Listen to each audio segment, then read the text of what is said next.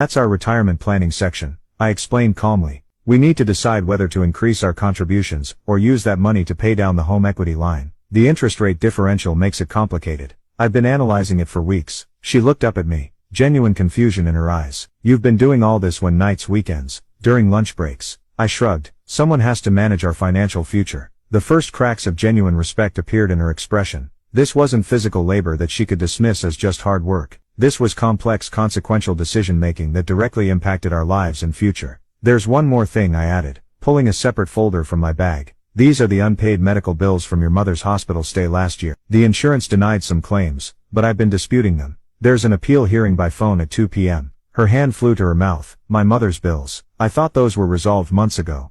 They would have been if we'd paid the $14,000 out of pocket. Instead, I've been fighting the insurance company and making minimum payments to keep it from collections. $14,000, she repeated incredulously. Why didn't you tell me? I gave her a measured look.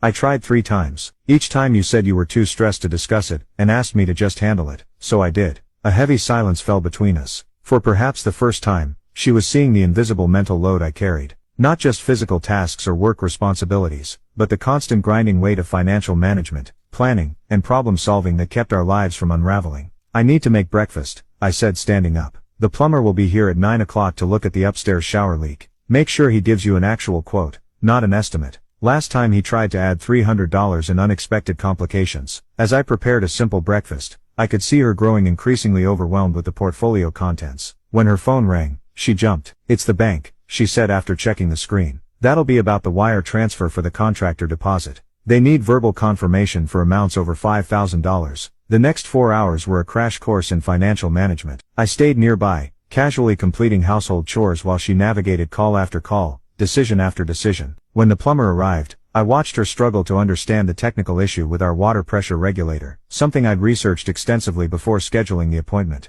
Just authorize the work, I heard her say desperately to the plumber. Whatever needs to be done. After he left, I approached her at the kitchen table where she sat surrounded by papers and sticky notes. Did he give you a firm quote? I asked. No, she admitted. He said he couldn't know the full extent until he opened the wall. I nodded knowingly. That's how they leave room for price gouging. I never authorize work without a maximum price in writing. She looked deflated, so I just made a mistake. A $1,200 mistake potentially, but it's a learning experience. The afternoon brought no relief as she dealt with the insurance appeal